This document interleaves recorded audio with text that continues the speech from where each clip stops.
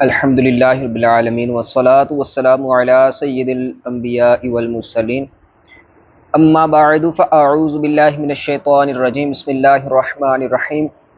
فرمان مصطفیٰ صلی اللہ علیہ وآلہ وسلم ہے جس نے مجھ پر ایک مرتبہ درود پاک پڑھا اللہ پاک اس پر 10 رحمتیں نازل فرماتا ہے۔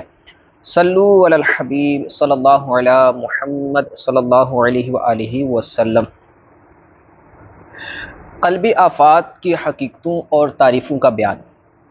اگر تم یہ کہو کہ جب یہ آفات اس قدر خطرناک ہیں اور ان سے بچنا اتنا ہی ضروری ہے تو یقیناً ان میں سے ہر ایک کی حقیقت اور تعریف معلوم ہونا بھی ضروری ہے، لہٰذا ہم سے یہ سب بیان کیجئے تاکہ ہمیں ان سے بچنے کا راستہ معلوم ہو سکے۔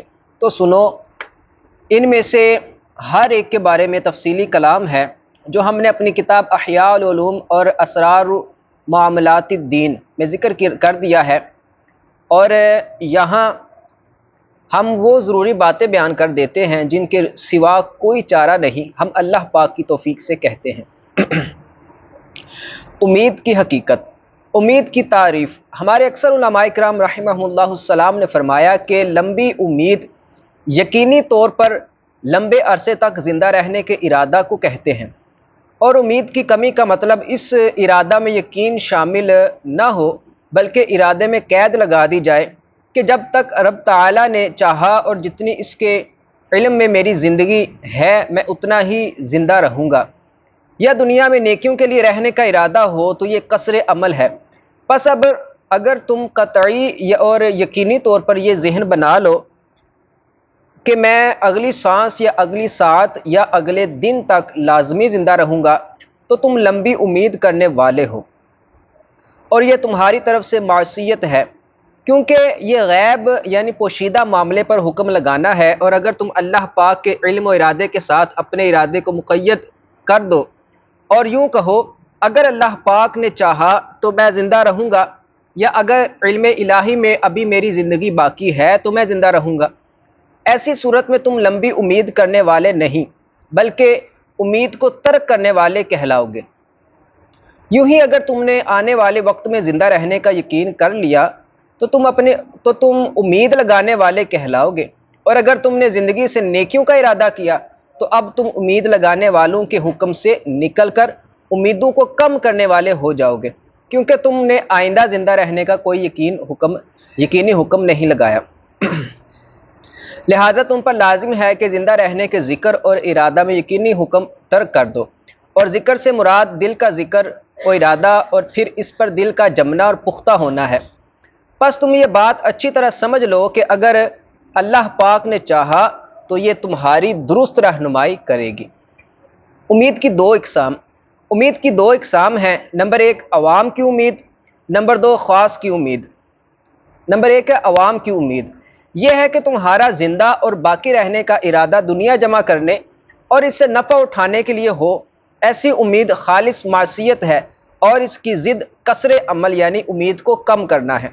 ارشاد باری تعالیٰ ہے، ترجمہ کنز ایمان، انہیں چھوڑو کہ کھائیں اور برتیں، اور امید انہیں کھیل میں ڈالے تو اب جانا چاہتے ہیں۔ نمبر 2 خاص کی امید، یہ ہے کہ تم زندگی کی امید کسی نیک مگر پر خطر کام کو پورا کرنے کے لیے کرو جسے پورا کرنے کی فی الحال تم میں صلاحیت نہ ہو، کیونکہ بسا اوقات کوئی خاص نیکی مقصود ہوتی ہے مگر بندہ اسے کرنے یا پھر درست طریقے پر کرنے کی صلاحیت نہیں رکھتا۔ وہ اس طرح کہ اس نیکی کو کرتے ہوئے اسے ایسی آفت میں پڑنے کا اندیشہ ہوتا ہے جو اس نیکی سے کئی گنا بڑی ہوتی ہے۔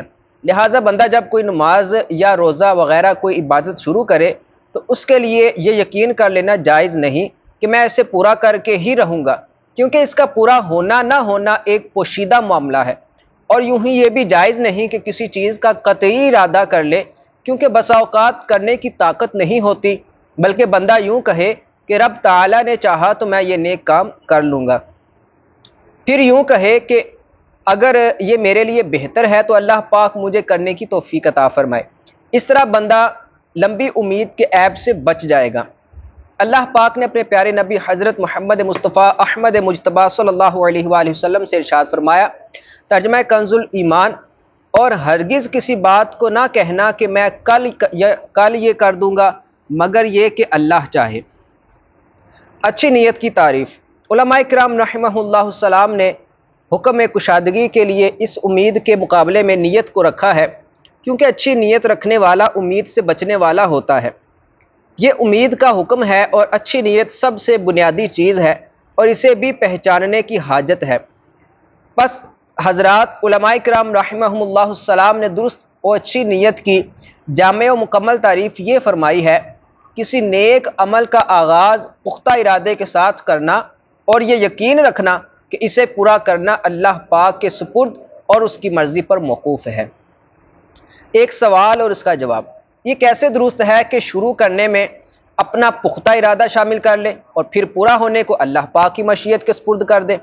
اس کا جواب یہ ہے کہ عمل کی ابتدا میں کوئی خطرہ نہیں ہوتا، کیونکہ بندہ عمل شروع کرنے سے پہلے اس حال میں ہوتا ہے کہ وہ کوئی بھی عمل شروع کر سکتا ہے، اس سے کچھ بھی دور نہیں ہوتا، جبکہ عمل کے اختتام میں خطرات ہوتے ہیں۔ اس کی وجہ یہ ہے کہ اختتام کرنا بندے کے بس میں نہیں ہوتا اور عمل کے اختتام تک دو خطرے لاحق ہوتے ہیں۔ ایک یہ کہ یہ کام اپنے اختتام کو پہنچے گا بھی یا نہیں، اور دوسرا یہ کہ آیا یہ درست بھی ہوگا یا نہیں۔ لہٰذا عمل کے اختتام تک پہنچنے کے لیے انشاءاللہ کہنا اور درست رکھنے کے لیے اللہ پاک کے سپرد کرنا ضروری ہے۔ جب ارادہ ہمارے بیان کردہ طریقہ کے مطابق ہوگا تو اسے اچھی نیت کہیں گے، جو لمبی امید اور اس کی آفت سے بچانے والی ہے۔ اس میں غور کرو، یہ بہت اہم نکتہ ہے۔ امیدوں کی کمی کا کلا۔ یاد رکھو، امیدوں کی کمی کا کلا موت کی یاد ہے، اور اس قلعے کا کلا بے خبری و غفلت میں اچانک آنے والی موت کو یاد کرنا ہے۔ گفتگو کا یہ خلاصہ یاد کر لو اور اس پر عمل کرو، کیونکہ اس کی بہت زیادہ ضرورت ہے، اور لوگوں سے ملاقاتوں اور بحث و مباحثہ میں اپنا وقت ضائع کرنا چھوڑ دو۔ اللہ پاک اپنے فضل سے توفیق عطا فرمائے۔ حسد کی حقیقت۔ حسد، رشک اور غیرت کی تعریفات۔ حسد کہتے ہیں اپنے مسلمان بھائی سے اللہ پاک کی ایسی نعمتیں چھن جانے کی تمنا کرنا جن میں اس مسلمان کی بہتری ہو۔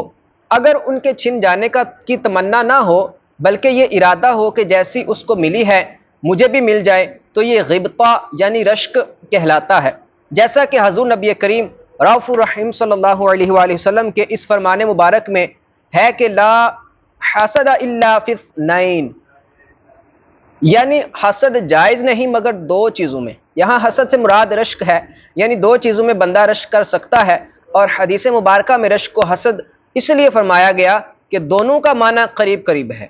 پھر مسلمان بھائی سے جس چیز کے چھن جانے کی تمنا کر رہے ہو، اگر اس کے چھن جانے میں ہی مسلمان کی بہتری ہو تو اسے غیرت کہتے ہیں۔ حسد، رشک اور غیرت میں یہی فرق ہے۔ حسد کی ضد خیر خواہی ہے، یعنی تم یہ چاہو کہ تمہارے مسلمان بھائی کے پاس اللہ پاک کی جو نعمتیں اس کے حق میں بہتر ہیں وہ اس کے پاس باقی رہیں۔ ایک سوال اور اس کا جواب۔ اگر سوال کیا جائے کہ ہمیں کیسے معلوم ہوگا کہ ان نعمتوں میں اس کے لیے بھلائی ہے کہ اس سے خیر خواہی کریں یا ان میں خرابی ہے کہ اس سے حسد و غیرت کریں، تو جان لو کہ بعض اوقات ہمیں غالب گمان ہوتا ہے کہ اس نعمت میں مسلمان بھائی کی بہتری ہے یا نہیں، تو اسی کے مطابق عمل کریں۔ اگر معاملہ مشکوک ہو، یعنی بہتری یا خرابی کچھ سمجھ نہ آ رہا ہو، تو پھر تم کسی مسلمان سے نعمت چھن جانے کی تمنا کرو، نہ باقی رہنے کی، بلکہ معاملہ سپرد الہی کر دو کہ اگر اس میں بہتری ہے تو اللہ پاک یہ نعمت اس کے پاس باقی رکھے، تاکہ تم حسد سے بچ جاؤ اور خیر خواہی کا فائدہ حاصل ہو جائے۔ حسد سے روکنے والی باتیں۔ حسد سے باز رکھنے والی خیر خواہی کے جذبے کو مضبوط کرنے کے لیے مسلمانوں کے باہمی اتحاد اور دوستی کی ان باتوں کو پیش نظر رکھو جو اللہ پاک نے لازم فرمائی ہیں، اور اسے مزید تقویت دینے کے لیے یہ یاد کرو کہ اللہ پاک نے ایک مسلمان کے حق اور اس کی قدر و منزلت کو کس قدر عظیم فرمایا ہے، اور آخرت میں مسلمان کے لیے اللہ پاک کے ہاں کس قدر عظیم اعزازات ہیں۔ پھر یہ بھی سوچو کہ مسلمان بھائی سے دنیا میں تعاون کرنے اور جماعت میں ان کے ساتھ شریک ہونے میں میرے لیے کتنے فائدے ہیں، اور ہو سکتا ہے یہی مسلمان آخرت میں میری شفاعت کرنے والا بن جائے۔ یہ اور اس طرح خیر خواہی پر ابھارنے والی دیگر باتیں خیر خواہی کا جذبہ بیدار کرتی اور مسلمانوں سے حسد کرنے سے بچاتی ہیں۔ اللہ پاک اپنے فضل سے توفیق عطا فرمائے۔ جلد بازی کی حقیقت۔ جلد بازی کی تعریف۔ جلد بازی دل میں موجود ایسی صفت ہے جو کسی کام کا خیال آتے ہی اسے کر گزرنے پر ابھارے، نہ اس میں غور و فکر کرے اور نہ ہی کوئی تحقیق بلکہ اس کی پیروی اور عمل کرنے میں عجلت کا مظاہرہ کرے۔